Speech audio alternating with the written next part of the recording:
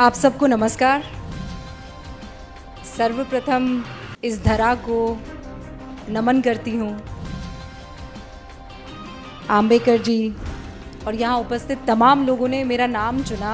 मैं ये सोच कर अभिभूत हूँ।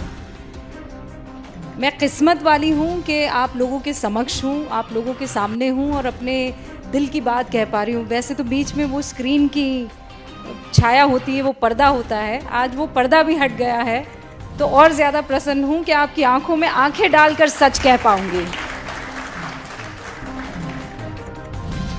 मैंने पूछा मुझे क्या कहना है, तो मुझे कहा गया बस कह दो। तो मैंने कहा कोई विषय है, तो कि जो आप चुन लो वो विषय है। तो मैंने चुन लिया वसुधा का कल्याण। मैंने चुन लिया कि इस धरा का कल्याण विषय अगर ये है तो कोई विचारधारा ले आए, चांद ले आए, सूरज ले आए। अगर देश प्रेम सर्वोपरि है तो फिर सब कबूल है, सब चल जाएगा। कोई विषय चल जाएगा, कोई समाज चल जाएगा, कोई धर्म चल जाएगा, कोई पंथ चल जाएगा, कोई लिंग चल जाएगा। अगर देश प्रेम है तो सब चल जाएगा। और ये मैंने कहीं और नहीं, इसी ज़मीन पर, हिंदुस्तान में, भारत में हर आँखों में देखा है, उसे महसूस किया है। और वही काम मैं स्क्रीन पर भी करने की कोशिश करती हूँ। लोग कहते हैं आप कहते वक्त सोचती नहीं हैं। मैं कहती हूँ सोचती हूँ, इसीलिए कह पाती हूँ। और सोचती ये हूँ कि अगर आज मैं रुक गई तो फिर मेरे बच्चे रुक जाएंगे, मेरे बच्चों के बच्चे रुक जाएंगे। तो जो गलत है कह दो, और जो सच है फख्र से कह दो कि ये सच है। और यही मेरी कोशिश भी रहती है। और इतना प्यार, इतना प्रेम मुझे मिलता है कि फिर मुझे पलट कर देखने की ज़रूरत नहीं पड़ती है। और ये आप लोगों का सम्मान है। आज जिस कार्यक्रम में मैं उपस्थित हूँ, मुझे याद है स्कूल में जब छोटी थी, 5वीं कक्षा में रही होंगी, तो हिंदी की मेरी बड़ी स्ट्रिक्ट सी टीचर थी। तो उन्होंने देवऋषि नारद जी के बारे में एक कहानी मुझे सुनाई, बच्चों को सुनाई। और वो कहानी मैं चाहती हूँ कि आपके समक्ष भी रखूँ। तो नारद जी तो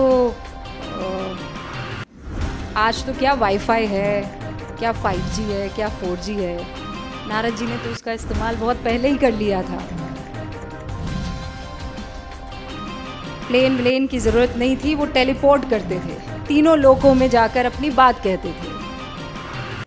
तो कहानी ये शुरू होती है कि नारद मुनि अपने अंदाज में स्वर्ग लोक में घूम रहे थे, नारायण नारायण कहते हुए।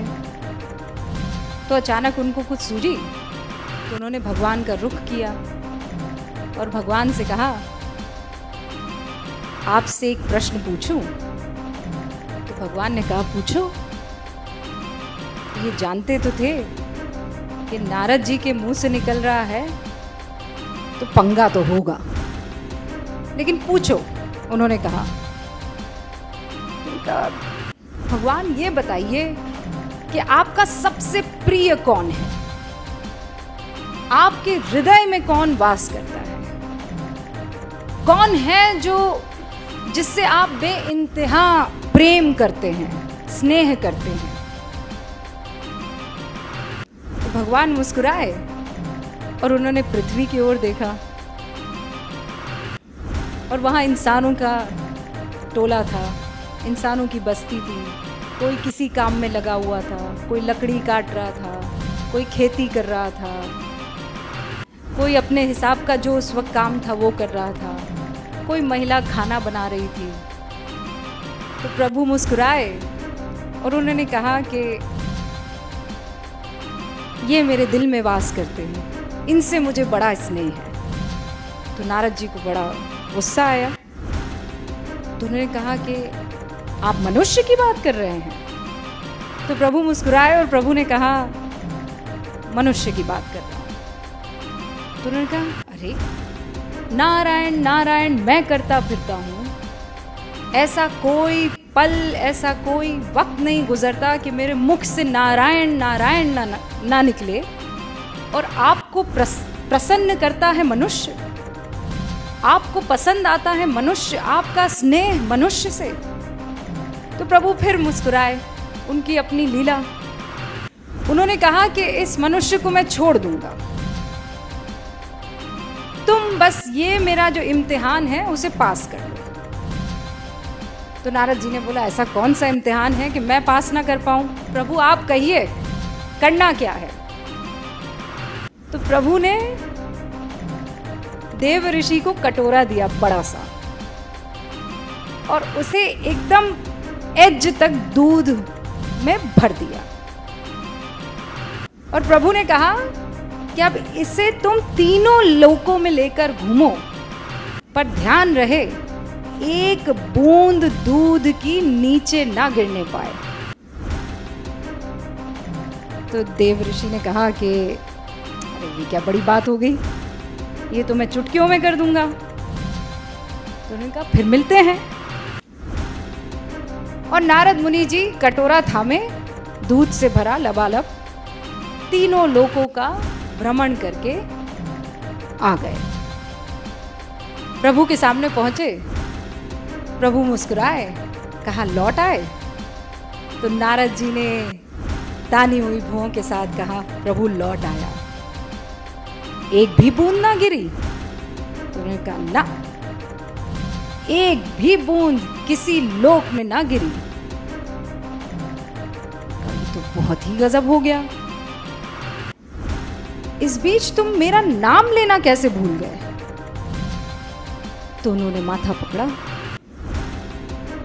उन्होंने कहा प्रभु ये तो बड़ी गलती हो गई, मैं सोच रहा था कि दूध ना गिरने पाए, मेरा तो सारा ध्यान दूध के कटोरे पर था, नारायण तो मुख से निकला नहीं।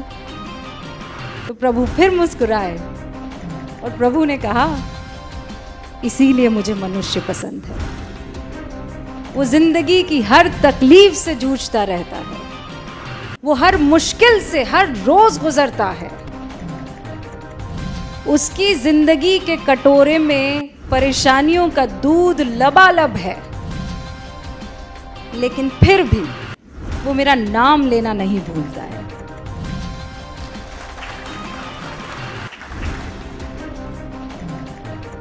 तो देव ऋषि भी मुस्कुराए, हाथ जोड़े और कहा, प्रभु की लीला परंपार है, नारायण नारायण, और मनुष्य भी कमाल है। तो आज जब मैं दिल्ली से यहाँ का सफ़र कर रही थी, तो एक बार फिर से देव ऋषि नारद मुनि मेरी आंखों के सामने थे, मेरा बचपन मेरे सामने था, और वो बुजुर्ग हिंदी की टीचर जो इसी अंदाज में कहानी कह रही थी, और मुझे लगता है इससे बेहतर कह रही थी वो, और मैं टकटकी लगाए उन्हें सुन रही थी और ये जानने की कोशिश कर रही थी कि कौन बेहतर होगा, मनुष्य के देव ऋषि नारद मुनि।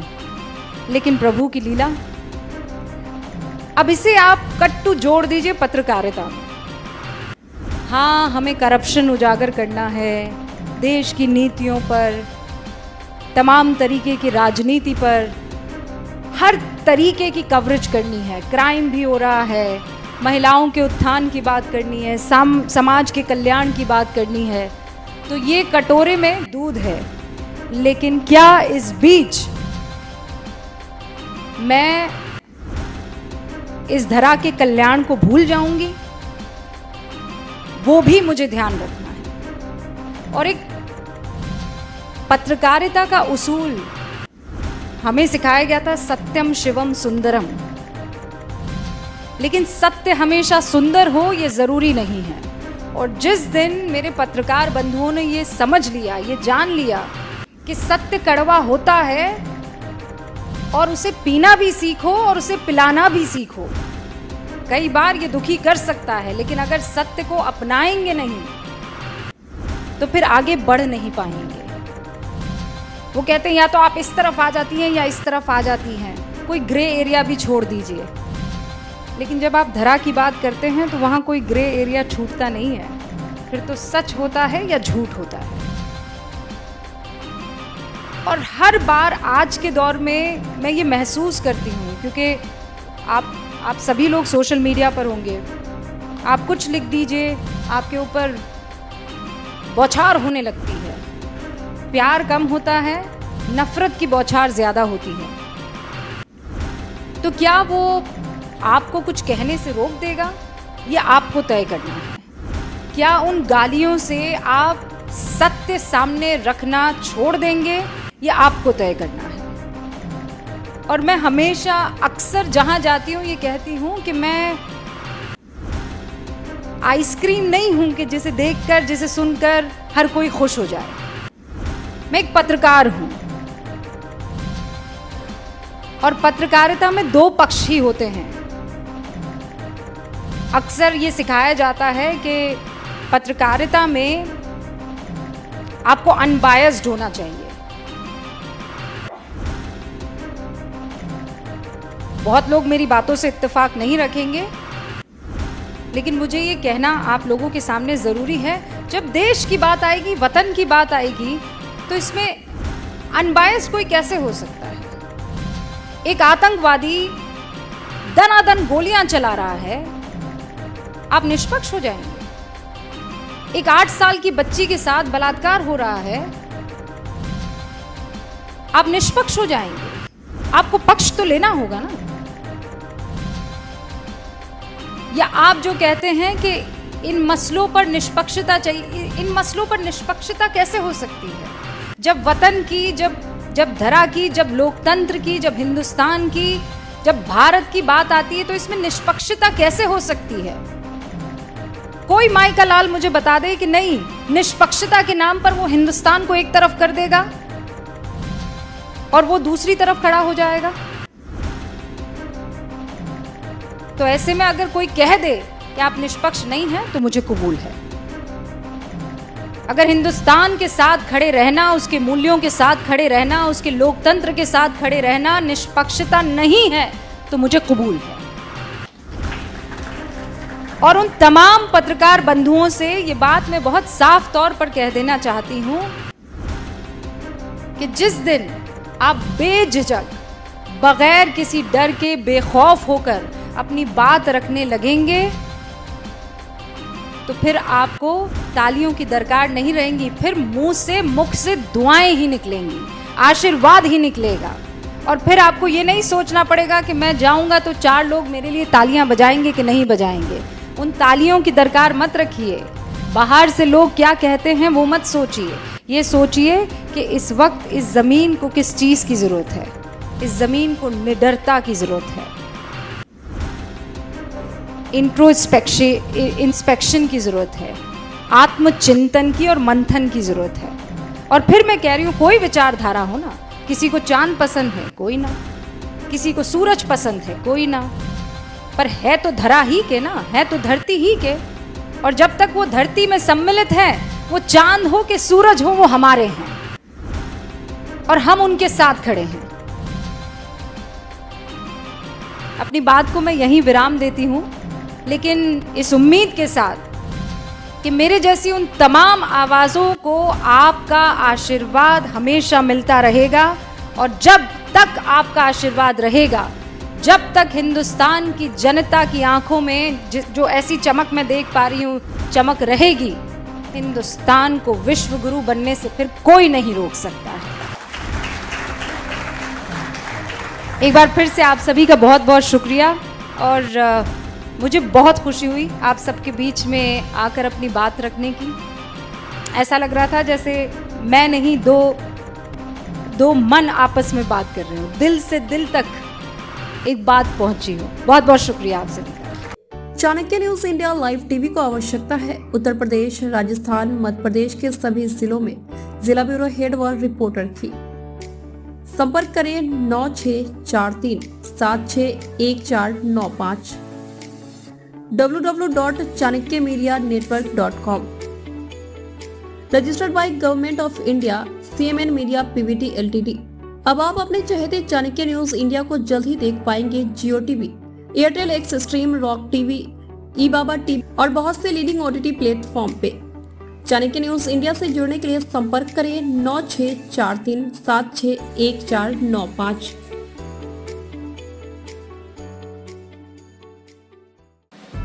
खबरें जो आपको सीधे जोड़ती हैं हमसे, जिनका आपकी जिंदगी पर होता है सीधा असर, खबरों की वही तस्वीर,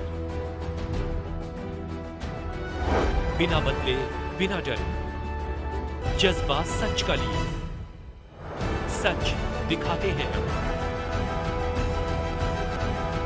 चाणक्य न्यूज इंडिया, हम हैं हिंदुस्तानी।